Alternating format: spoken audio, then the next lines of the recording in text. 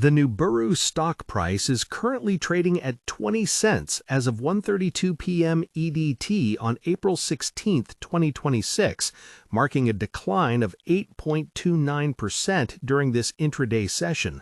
While a nearly double-digit drop might seem like a reason to panic for those watching the ticker on the Robinhood app, the reality under the surface is far more nuanced than a simple sell-off.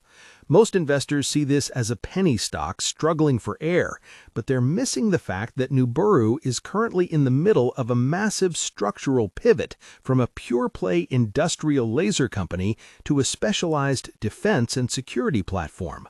The expectation was that their blue laser technology would dominate the EV battery welding market, but the reality is that the company has realized the much higher margins exist in directed energy weapons and counter-drone systems. This shift is creating a massive friction point between old-school industrial investors and the new wave of defense tech speculators. When you look at the recent price action, it is easy to get caught up in the volatility of something like NUBURU stock, or even the swings we see in Tesla stock. But the volume today tells a story of institutional repositioning. We are seeing heavy trading volume with over 11 million shares moving, which is significant for a company with a market cap sitting around $31 million. While retail traders using online investing platforms might be exiting positions due to the downward pressure, the deeper reality is that the company recently moved its joint venture with Maddox Defense into production phase. They are building mobile additive manufacturing units designed to print drones and defense parts in the field. This is not just a concept anymore. They have received initial capital and are on a 6 to 9 month clock for deployment. The market is pricing in the risk of this execution, but it is ignoring the massive addressable market they are now targeting, which they estimate is over $20 billion. Most people looking for investment help or using investing sites see the sub-$1 price and assume the worst, but if you look at the history of companies that have successfully pivoted into defense, the transition is always messy.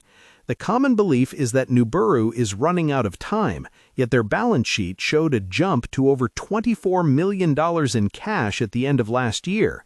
This is a far cry from the cash-strapped narrative that dominated 2024 and 2025. They are no longer just selling lasers, they are selling non-kinetic effects. In plain English, that means they are making systems that can disable electronics and drones without traditional explosives. They recently secured a $250,000 order for a portable laser dazzler system in the Asia-Pacific region. This is a small dollar amount in the grand scheme of things, but it serves as a proof of concept that their technology works in a combat or security environment, not just a clean room for welding cell phone parts. The tension here lies in the fact that while the technology is proven, the business model is being rebuilt from the ground up. If you were into self-investing and manage your own individual brokerage account through something like Fidelity or Interactive Brokers, you know that microcap stocks like this are high risk. However, the disconnect between the current valuation and the potential revenue from their new acquisitions is startling. For instance, NUBURU is in the process of acquiring a controlling stake in Tekne, an Italian company that is targeting roughly 50 million euros in revenue for 2026. If that acquisition closes as planned this month, NUBURU's consolidated financials will look entirely different by the next earnings report.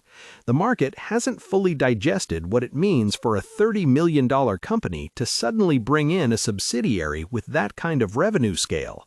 Interactive Brokers trading data shows that the institutional ownership here is still very low, around 0.03%, which means the price is almost entirely driven by retail sentiment and short-term traders. This creates a vacuum. When a company is this small, any piece of news, good or bad, sends the stock into a tailspin or a moonshot. Today's 8% drop likely reflects a lack of immediate catalysts while investors wait for the golden power filing related to the Tekne acquisition. People are impatient. They want the immediate gratification of a jump like we sometimes see in NVIDIA stock. But defense tech is a slow burn industry. It requires government certifications, rigorous testing and long procurement cycles. NUBURU is currently in the waiting room phase of that cycle, which is why the stock is being treated with such skepticism. Let's talk about the actual tech for a second, because that is the foundation of the whole bull case.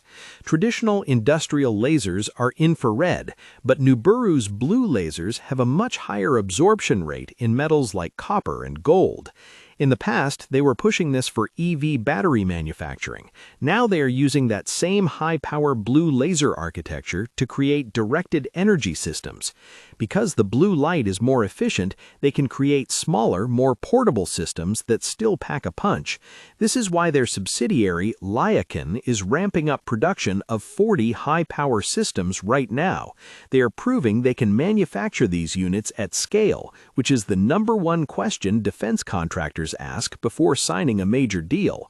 They aren't just a lab project anymore. They are a factory floor reality. If you are using the SoFi trading platform, or perhaps checking your Schwab Intelligent portfolios, you might notice that these kinds of speculative defense plays are rarely included in automated models because of the volatility. It takes a human eye to see the shift in strategy. The company has essentially stopped talking about welding as their primary driver and started talking about tactical vehicles and counter-UAS, unmanned aerial systems. They are even working on a prototype for a tactical vehicle in Ukraine. This is the ultimate testing ground. If their tech can survive and perform in that environment, the reality of the company's value will finally catch up to and likely exceed the expectation currently reflected in the 20-cent price tag. Comment below how many shares of NUBURU or other micro-cap defense stocks you currently hold in your portfolio. I want to know if you think the pivot into drone defense is the right move, or if they should have stuck to industrial welding. Looking at the broader market, we see a lot of interest in online investing targeting dual-use technologies. These are products that have both civilian and military applications. NUBURU fits this perfectly.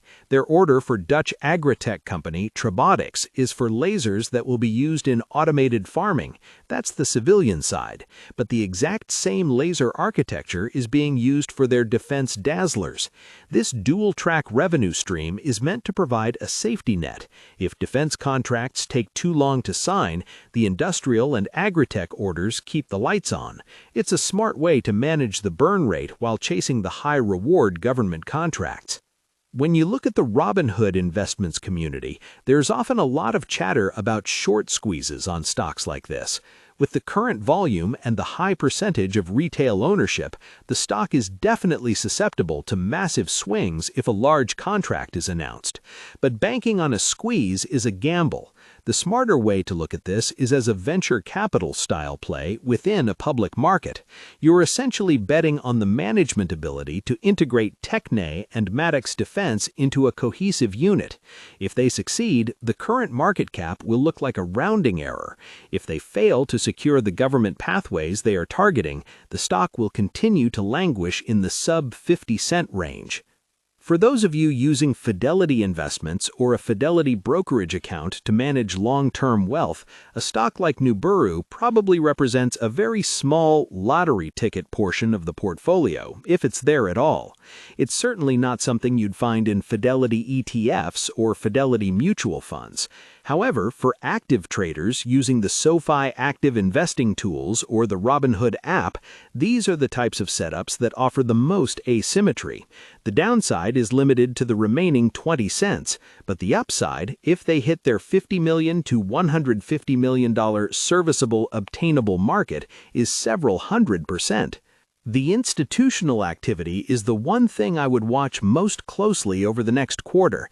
If we start to see the percentage of shares held by funds increase, it will be a signal that the smart money is finally convinced the defense pivot is real. Right now, it's a bit of a ghost town on the institutional side, which is why the intraday swings are so violent.